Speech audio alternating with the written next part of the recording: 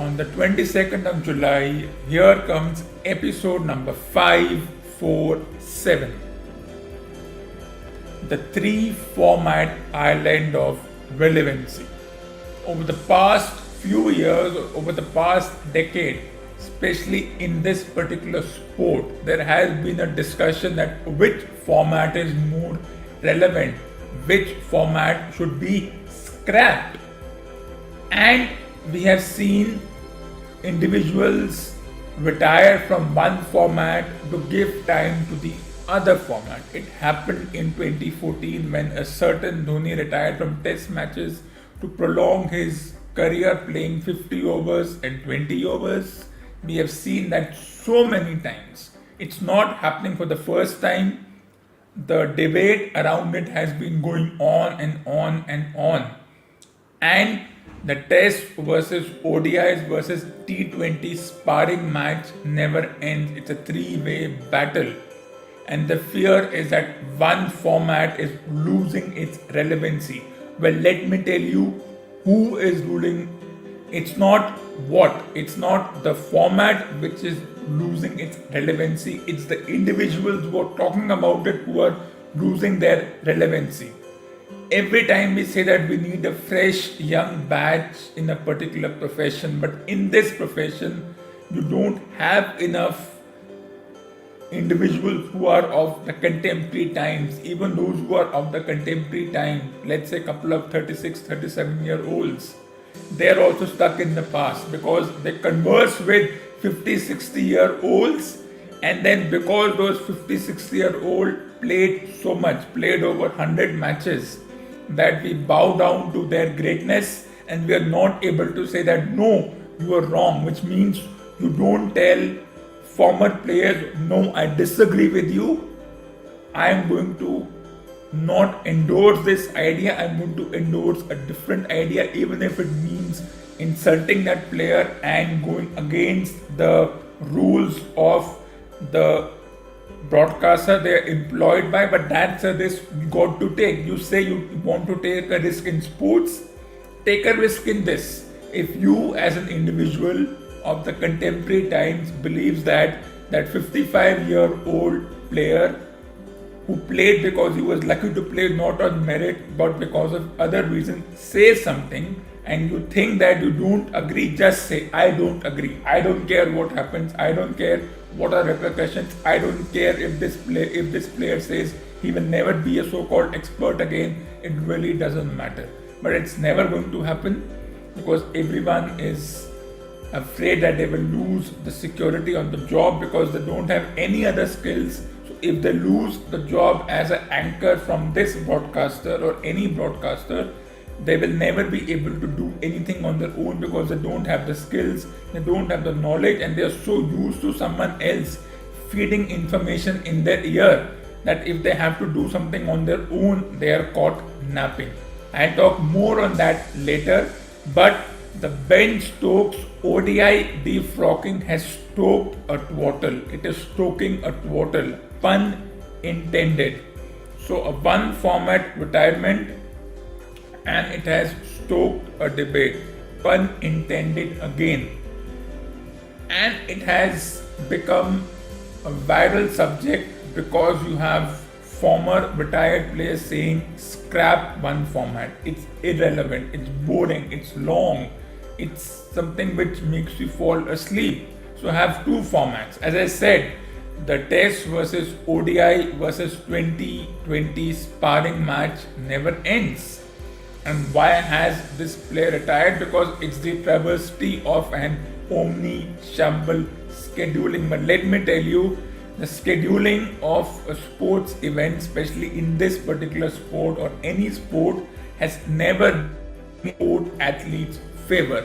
Let's take an example. The World Athletic Championship ends on Sunday, and most of these athletes we presume are from the Commonwealth countries. I was looking at the list. You have African nations, Asian nations, Australia, South Africa. So we presume that most of these individuals have qualified for the Commonwealth Games.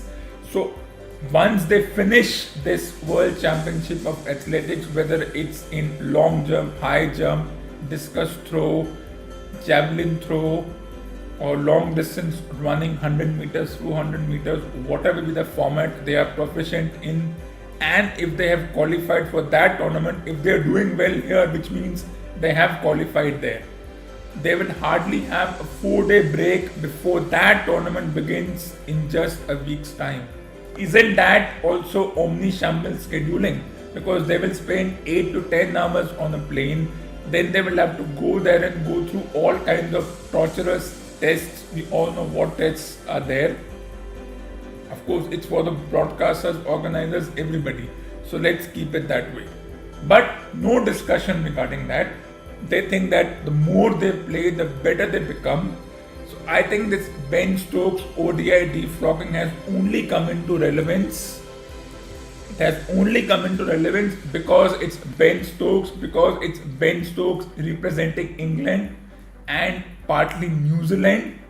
If Ben Stokes was a player from Netherlands, Ireland, Zimbabwe, Bangladesh, or it was any player from these countries, Bangladesh, Netherlands, Ireland, who are on the fringe element, or Afghanistan, no one would have cared. It wouldn't have made it to the main page of the newspaper. The fact that this made it because he's from England, and then no matter how much we want to talk about defrocking ourselves from the colonial era and the colonial times, we still participate in the Commonwealth Games, which we think we are proud of. I think it's time to scrap Commonwealth Games and Asian Games. Just keep the Olympics. We don't need too many of such things, and have individual tournaments like Badminton World Federation Championships, individual. The tennis tournaments continue in all those Grand Slams. That's fine because it's a private tournament anyways. This World Athletic of Championship is enough for the players to get recognized. Those who don't get selected today will get selected now. Will there be a butterfly effect of this decision? Will we see other players from prominent countries? Remember, if this butterfly effect is on a player from Netherlands, Ireland, Scotland, Germany, let's not count Germany, Afghanistan, Bangladesh, it will not even make the main page of a digital newspaper or a analog newspaper. It won't make a difference. But because, as I said, it's Ben Stokes, he is a popular individual. He didn't start as a popular individual. At least till 2015, 2016, he was also on the fringes of his own team, on the fringes of the PPED media, and only when he was smashed for 4 sixes in a World Cup final that his name got into the main event. Otherwise, he was always a fringe individual. He was seen as someone with a lot of talent but not able to get through. And when, of course, he won the 50-over World Cup for his team, though I don't think it's won, but in whatever controversial manner, England won the 50-over World Cup due to poor implementation of rules. Either way, he became a popular individual. So that's one important thing one has to understand. It's Ben Stokes becoming popular over the past 6 years. It's Ben Stokes from England.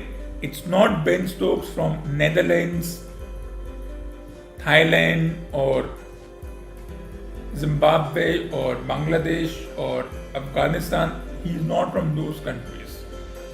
Of course, an Indian player would never make such a decision.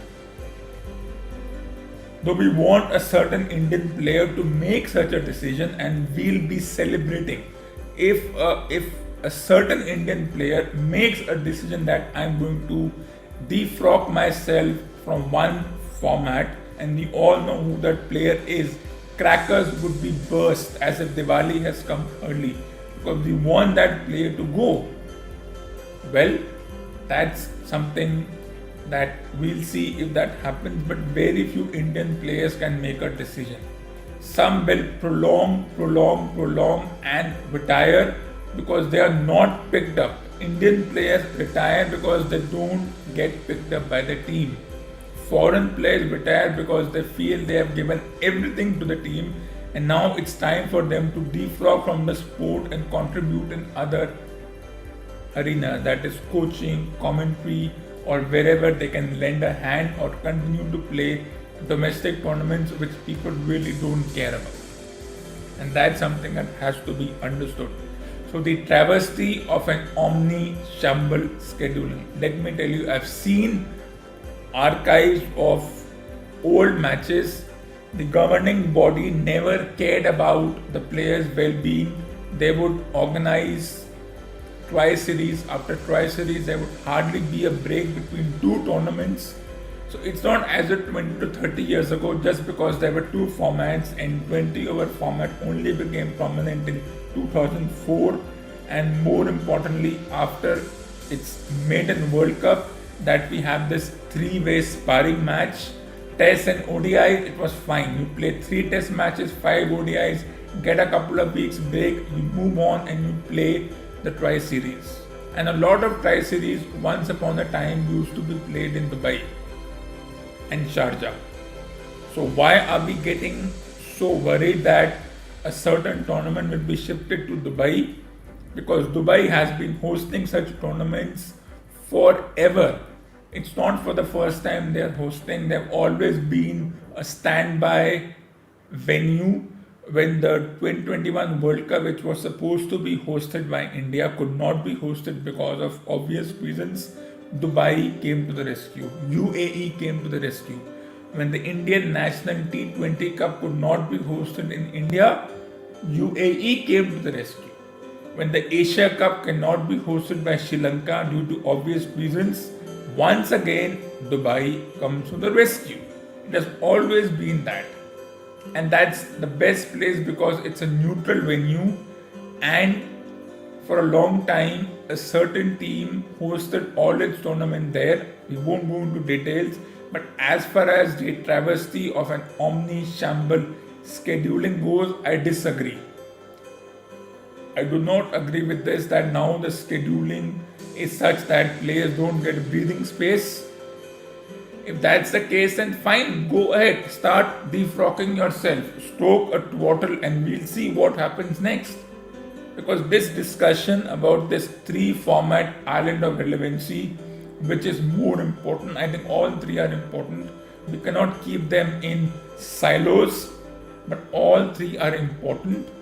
None of them need to be scrapped. What's need to be scrapped is that remove 56-year-olds from the commentary panel. Tell them you contributed, you did a good job, but in the contemporary times, your thoughts and your ideas are meaningless. You're still stuck in the 30 years ago. Your brain is still stuck in the era of 30 years ago. You're not able to move forward. You are still obsessed about certain individuals who retired decades ago. You keep comparing the present contemporary players to those players, and then the comparison is harsh. So it's time for those individuals, whether they are former retired players or whether they are individuals who became experts on the count that they could speak. Well, everybody can speak, but not everybody can speak in the right manner. If anyone needs to go, anyone needs to defrog, it's them. But I've already talked enough on this. They're not going anywhere. If we don't expect them to go, then we cannot expect players to go. We cannot say this player has to go, because at the same time I'll say this particular commentator needs to go, has to go, and no one wants to listen to their twaddle. But they won't go. They are equally selfish. Then in the same manner, a sports athlete can be selfish, whether they are 24 years of age or 44 years of age or 14 years of age, or they have played for 20 years, but their contribution is not as much as heavy as we expected, because it's not worth its weight in gold. It's more like a brass performance, because that's what we're saying about a certain player. And I think all the commentators' performance is now at brass. They're all brass. None of them is gold. The only gold standard is me. The only gold standard sports commentator is me. Rest of them are all brass. They're all a travesty to sports commentary. Should they go? Yes. Will they go? No. Will they be fired? Unfortunately, they won't be fired. They'll say as long as they want to stay. So, if a sports commentator is unwilling to move on and give space to newer players, then why should a sports athlete who's been doing this for 20 years move on and give space to newer players? It's the same rules apply. Just because one is behind a mic and one is actively playing, and you don't need much physical or any kind of fitness skills behind a mic, and you need a lot of fitness and stamina and endurance when you're playing active, it doesn't mean that one can be selfish, the other one has to be selfless. Sports athletes are not supposed to be selfless. If they want to carry on, carry on. We have seen players carrying on till 40 and beyond, especially in this sport. We never questioned those players. Why? Because we were obsessed about them, because those players were, as they said, one in a million. But we'll talk on that, and let's talk about this discussion around the travesty of an omni-shamble scheduling. Now, as everyone knows, or as some don't know, the India-West Indies tournament starts tonight at 7 p.m. Why? Because West Indies is 12 and a half hours behind. Remember that. Remember that. Let's accept the fact that we cannot force the schedule in our favor. If it's a 12-hour gap, it's a 12-hour gap. Accept that. If you can't accept that, then first staple your mouth, put a tape over it, and then box yourself so much that your tongue gives in. Either do that or don't speak for scheduling. So 3 50-hour matches, 5 20-hour matches, no one is surprised with that. And the interesting thing is, no regular broadcaster is ready to telecast these matches. It's been done on a fringe broadcaster. It's a totally online thing on an application. It's as fringe as the players in this particular tournament. But are those players fringe? No. Because in 5-6 years' time, when the current law goes away finally, we will call these players as legendary. Let me tell you, whoever is participating in this tournament, you cannot call them fringe. If that's the case, then I can call every Indian sports writer fringe. But I'm not going there because I don't want to waste time. I'm not going to call them fringe. I don't agree with this word fringe. If that's the case, then I can I can talk about who is fringe and who is not fringe, and who are lucky to play on merit, whether it's behind the microphone or on the ground, and who are playing only because, well, they have certain things in their favor and not because they have the merit and the skill. As I said, most commentators don't neither have the merit nor the skill, but they are playing because of certain reasons which we don't have to go in, we don't have to detail into. But this is how the tournament stands. If you want to watch, you will have to find out which particular fringe broadcaster is going to broadcast this. And as always, if you're on that particular fringe broadcaster for the first time, you have to pay a fee or a subscription fee to watch it. So I'm sure at 7 p.m. IST, the match will end at 3 p.m. IST. No one is going to watch it, but whenever the teams have gone to West Indies, this has always been the case. It's not for the first time, it's not for the last time, and it's not going to change. If it's a 12-hour gap, you cannot change the 12-hour gap. So this is how the tournament stands, and you may have to pay a nominal fee for every game separately, which means 8 games, whatever the price, you may have to pay separately, or there could be a package. You'll have to check for yourself. I'm not going to talk about it. But this is how the tournament stands. Yes, you have games which are back to back, but then hockey games are equally back to back. And if there was a travesty of omni-shamil scheduling, why didn't the players say no, we cannot play back-to-back games? If they have to stuff tournaments, they have to stuff tournaments. And if anyone has a problem, defrock yourself and then wait for the butterfly effect of this decision. But this sparring match will never end. No need to scrap one format. If you want to scrap the concept of Commonwealth Games and Asian Games. But moving on, while we can talk about the 3 format island of relevancy, in which of these formats will always be important, remember now we are just 3 episodes away from another milestone episode, and let's understand this. This talk show has reached the meridian of all talk shows. No other talk show will ever come near it. So those who don't listen to this legendary program and listen to other, well, boo-hoo-hoo talk shows, well, shame on you. Those who don't listen are borax, because this talk show has reached the meridian. So stop listening to other vanilla talk shows. Listen to a talk show which has reached the apex, the meridian. If you don't, then you are borax and boo-hoo to you.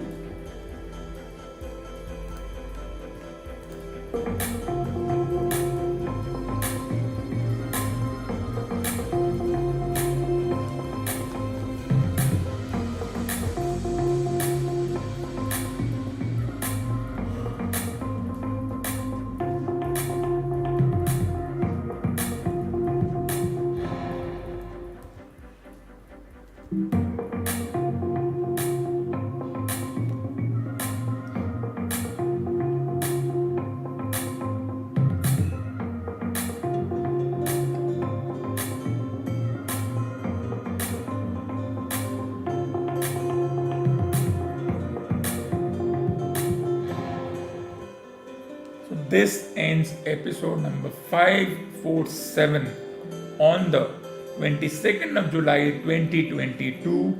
Stay tuned for episode number 548 as we get closer to a milestone episode and start celebrating.